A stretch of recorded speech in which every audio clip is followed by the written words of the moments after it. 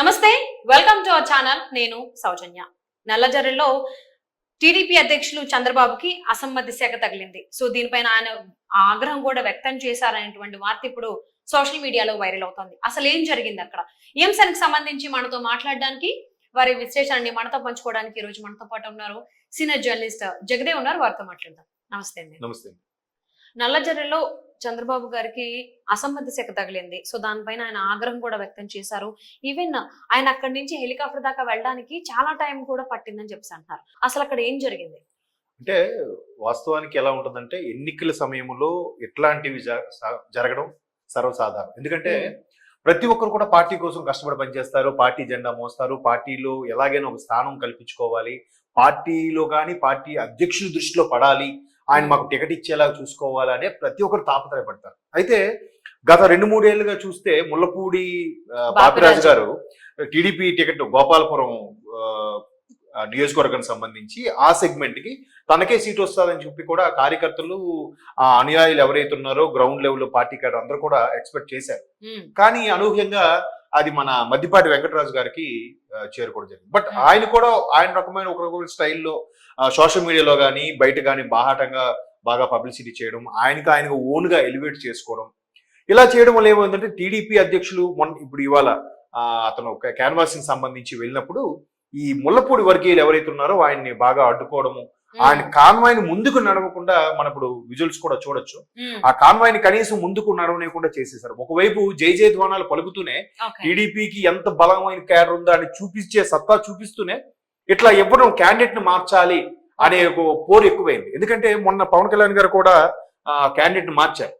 So ఇక్కడ కూడా అలాంటి నిర్ణయం తీసుకోవాలి అనే ఉద్దేశంలో వాళ్ళు బాగా ప్రెజర్ పెట్టడం జరిగింది. బట్ ఆల్రెడీ అక్కడ కూడా మన మద్దిపాటి వెంకటరాజు గారు కూడా మంచి బలమైన క్యాండిడేట్. ఎందుకంటే సైకిల్ రావాలి, సైకిల్ సునామీలో సైకో జగన్ పోతారు అనే క్యాప్షన్ కూడా ఆయన నుంచి బాగా ఉమ్మడి గోదావరి జిల్లాలో బాగా హైలైట్ అయింది. ఆ విధంగా మద్దిపాటి వెంకటరాజు గారు ఒక హైప్ క్రియేట్ చేసుకున్నారు. బట్ ముల్లపూడి గారు ఏంటంటే మొదటి నుంచి కూడా సానుకూల దృక్పథంతో టీడీపీ నన్నే నమ్ముతుంది, ఎలాగైనా నాకే టికెట్ వస్తుంది అనే ఉద్దేశంలో ఆయన ఎట్లాగైనా మనకు వస్తుందని తాపత్రయంలో ఉన్నారు. బట్ ఎప్పుడైతే మద్దిపాటి వెంకటరాజు గారి పేరు ప్రకటించారో ఖచ్చితంగా డిసప్పాయింట్ అవుతారు కదా. బట్ ఇలా డిసప్పాయింట్ అయినప్పుడు ఏం చేయాలంటే అధ్యక్షులు లేదంటే లోకేష్ గారికి బౌండరీ క్వార్టరీగా ఉండే వ్యక్తులను కలిసి రిక్వెస్ట్ చేసుకొని ఎట్లా ఏముంటుంది ఏంటి పరిస్థితి. ఇప్పుడు అదే ఉమ్మడి గోదావరి జిల్లాలో రాజమండ్రి తీసుకుంటే ముందు బుచ్చయ్య చౌదరి గారికి ఎవరు అనుకున్నారు, ఎవరన్నా కూడా ఆయన ఎక్కడ ఓపెన్ అవ్వలే. బట్ ఫైనల్ గా ఆయన పేరే ప్రకటించారు. బట్ ఆయన కూడా టీడీపీ చాలా సీనియర్ అభ్యర్థి. సో ఇక్కడ కూడా టీడీపీలో సీనియర్ గా ఉన్న బాపిరాజు లాంటి వ్యక్తులు కాముగా ఉండాల్సింది. బట్ ఆయన కాముగా ఉన్నా కానీ ఆయన వర్గీయులు మాత్రం కాముగా ఉండే పరిస్థితి లేదు. దీంతో చంద్రబాబు గారు కాన్వాయ్ అడ్డుకోవడం జరిగింది. అంటే చంద్రబాబు గారు ఎందుకు బాగా డిసప్పాయింట్ అయ్యారంటే ఒకవైపు టీడీపీ జనసేన కూటమి ఖచ్చితంగా క్లీన్ స్వీప్ చేస్తుంది అనుకున్న నేపథ్యంలో ఇట్లాంటి సొంత పార్టీలోనూ అసమ్మతి రేగడం అనేది కాస్త క్రాస్ ఓటింగ్ అయిపోయే ఛాన్సెస్ ఉంటాయి కదా. సో క్రాస్ ఓటింగ్ అయిపోయే ఛాన్సెస్ ని ఏమాత్రం తాగు ఇవ్వకూడదు. మీకు ఏదైనా మనస్పర్ధలు ఉన్నా, మీకు ఏమైనా ఇబ్బంది కలిగిన పరిస్థితులు ఉన్నా కూడా ప్రత్యేకంగా నాకు వచ్చి కలవాలి, నాకు వచ్చి రిక్వెస్ట్ చేసుకుంటే ఎన్నికల్లో గెలిచిన తర్వాత అయినా వేరే ఒక ఎమ్మెల్సీ కానీ లేదా నామినేటెడ్ పోస్ట్ కానీ లేదా టీటీడీకి సంబంధించిన కానీ ఏవో ఒకటి కేటాయిస్తాం కదా. ఇప్పుడు ఇలాగా బహిరంగంగా రోడ్డు మీద పడడం వల్ల మన పార్టీని మనమే దిగజార్చుకున్నట్టు ఉంటుందనే ఉద్దేశంతో చంద్రబాబు గారు ఎందుకు బాగా డిసప్పాయింట్ అయ్యారు. అంటే ఈ కాన్వాయ్ని అడ్డుకోవడం అనేది అప్ టు ఆయన మళ్ళీ హెలీప్యాడ్కి వెళ్లే వరకు కూడా ఇబ్బంది పడ్డారు. అంటే ఈ ఒకప్పుడు తెలంగాణ ఉద్యమం తీవ్రంగా ఉన్నప్పుడు ఎక్కడైతే ఆయన తెలంగాణలో ఇబ్బంది పడ్డారో ఆయన కాన్వాయ్ మీద రాళ్ళు రువ్వడం మళ్ళీ అటువంటి సీన్ ఇక్కడ రిపీట్ అయినందుకు ఒక రకమైన అసహనం వ్యక్తం చేశారు. అంటే జాతీయ అధ్యక్షులు కదా, పార్టీ అధ్యక్షులు కూడా ఆంధ్రాకి తెలంగాణ కలిపి జాతీయ అధ్యక్షులైన చంద్రబాబు నాయుడు గారు దట్టు ఆయన ఏజ్ గల వ్యక్తి రోజుకి 3-4 సభలు 3-4 కాన్వాయ్లు చేస్తూ క్యాన్వాసింగ్ లో పాల్గొంటున్నప్పుడు ఇబ్బందికర పరిస్థితులు ఉన్నప్పుడు మరి కొంచెం ఆరోగ్య రీత్యా కూడా ఇబ్బంది పడే ఛాన్సెస్ ఉంటాయి. సో ఆ పరంగా ఆయన అసహనం వ్యక్తం చేశారు.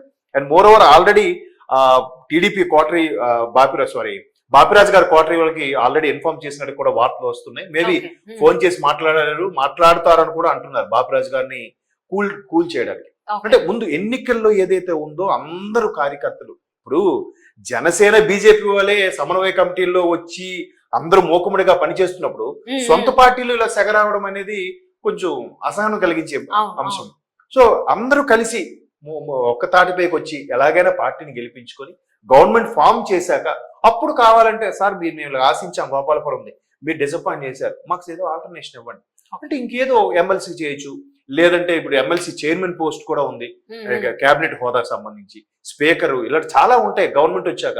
అలా నామినేట్ పోస్టులో ఏదో రిక్వెస్ట్ చేసుకొని పెట్టుకోవాలి తప్ప ఇట్లా చేయడం వల్ల ఇన్ కేసు బాపిరాజు గారు ఉసుగొలకపోయినా కింద కార్యకర్తలు ఆవేశంతో చుట్టుముట్టినా కూడా పేరు మాత్రం బాపిరాజు గారిని అనుకుంటారు కదా, ఆయనే ఉసుగొలిపడేమో, ఆయన అనుచరులు కాబట్టి ఆయనే ఉసుగొలిపడేమో అని అనడం వల్ల రేపొద్దున ఆయన రాజకీయ భవిష్యత్తు కూడా ఇబ్బంది కలిగే పరిస్థితులు వస్తాయి.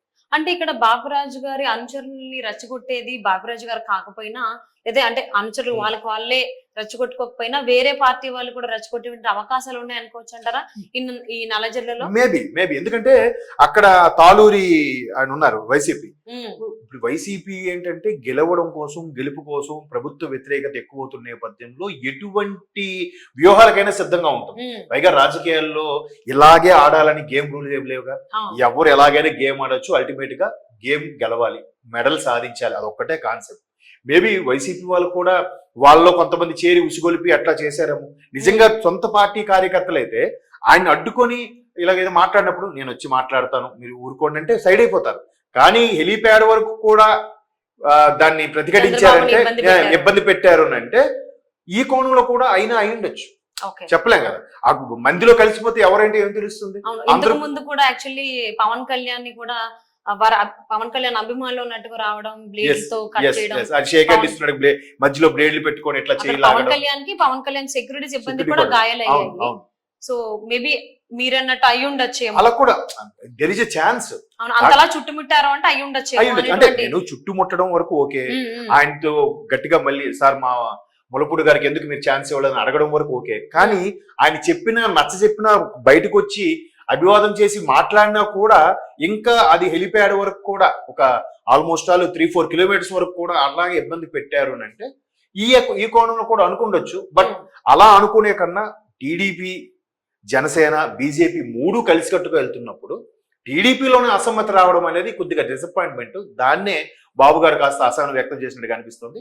సో పక్క జనసేన వాళ్ళు, బీజేపీ వాళ్ళు కూడా సమన్వయ కమిటీలు ఏర్పరచుకొని ఇప్పుడు అదే గోపాలపురం జనసేనలో కూడా ఆశించిన అభ్యర్థి ఉంటారు కదా, మరి వాళ్ళకి ఇవ్వలేదు కదా, వాళ్ళు డిసప్పాయింట్ అయ్యి వీళ్ళు వెనక్కి వెళ్ళిపోతే అటువంటిది వాళ్ళే యాక్సెప్ట్ చేస్తున్నప్పుడు టీడీపీ వాళ్ళు ఒక నచ్చకపోయినా యాక్సెప్ట్ చేసి లేదా లోపాయకారంగా వెళ్ళి అక్కడ లోకేష్ గారికో లేదా బాబు గారి క్వార్టర్లో ఉన్న వ్యక్తులకో ఎక్స్ప్లెయిన్ చేసి సార్ ఇట్లా అనుకున్నాం, మాకు రాలేదు, చాలా డిసప్పాయింట్మెంట్, ఎందుకంటే ములపూడి గారికి మంచి ఇమేజ్ ఉంది, ఖచ్చితంగా ఆయన గెలిచే అవకాశం ఉంది, మీరు ఇవ్వలేదు ఎందుకు అంటే దానికి ఒక సొల్యూషన్. లేదంటే ఇప్పుడు టీడీపీలో చంద్రబాబు నాయుడు గారు కూడా డ్రాగ్ చేసి లిస్ట్ ప్రకటించడానికి కారణం కూడా ఊరికే కాదు, ఆషామాషిగా కాదు, గ్రౌండ్ లెవెల్ తెప్పించుకున్నారు.